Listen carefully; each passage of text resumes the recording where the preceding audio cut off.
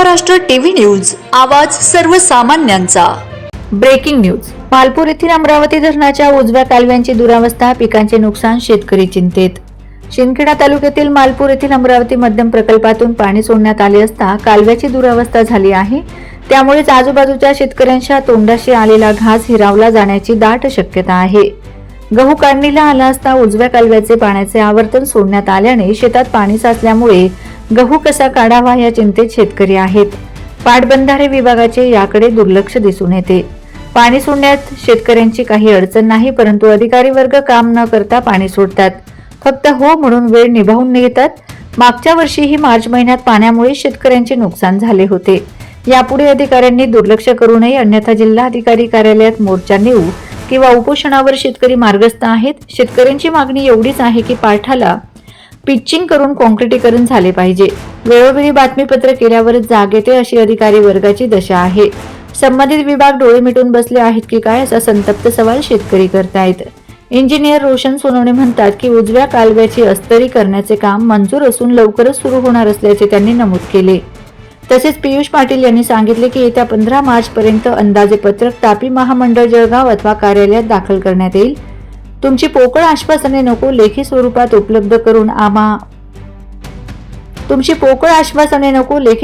उपलब्ध करून कामाला लागा अशी मागणी केली आहे।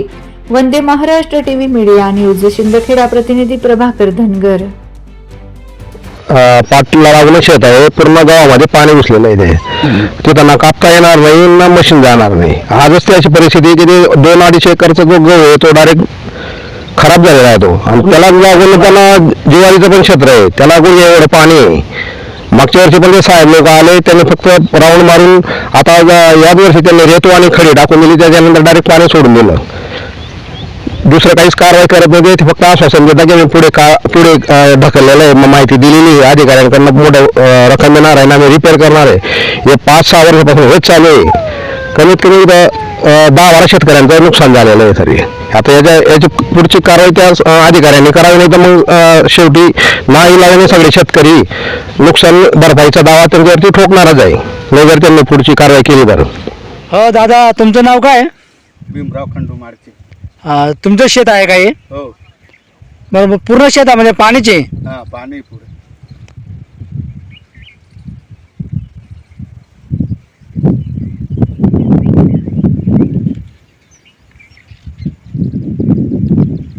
हे तुमचं आहे का? हे आमचं क्षेत्र आहे।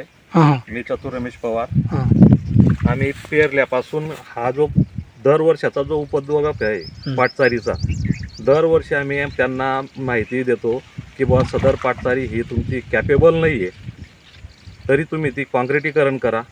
कॉन्क्रिटीकरणचा त्यांनी अजूनपर्यंत कुठल्याही पद्धतीचा मुद्दा घेतलेला नाही।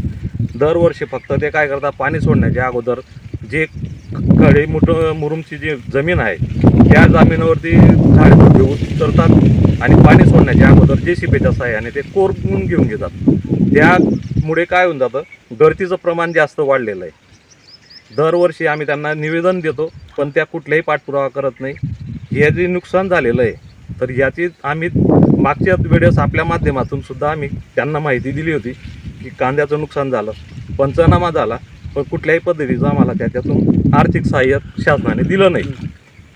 आता जे हा जो मुद्दा आहे, आता काढणीला आलेले पिकं आहेत, ही ज्वारी या भाऊची ही तर पूर्ण पाण्याखाली गेलेली।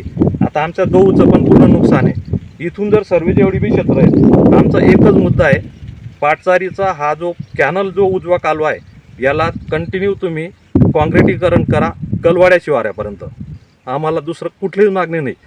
आम्ही पाणी सोडण्याबद्दल कुठल्याही प्रकारचा आम्ही अडथळा निर्माण करत नाही, एवढं शासनाने आमची दखल घ्यावी। जे आज 15 दिवसापासून पाणी चालू आहे त्याचा शेतकऱ्यांचा आमचा कुठल्याही पद्धतीचा त्याला विरोध नाही, परंतु पाटचारीमध्ये जे आज कॅपेबल नसताना दरवर्षी हा मुद्दा लावून धरलेला आहे। शासनाला वेळोवेळी लेखी तक्रारही दिलेली आहे, आणि आजूबाजूच्या पाटचारीच्या दोघं साईडला राहणारे शेतकरी यांचं एकच म्हणणं आहे की तुम्ही पाणी सोडण्यास आमचा कुठल्याही शेतकऱ्याचा त्याच्यात विरोध नाही आहे, परंतु कॅपेबल परिस्थितीत पाटसारीचं काँक्रिटीकरण करणं कलवाडे शिवारापर्यंत ही एक आमची रास्त मागणी आहे, आणि ती मागच्या वर्षी आम्ही लावून धरली होती, परंतु कुठल्याही पद्धतीने शासनाने अजून त्याची दखल घेतलेली नाही.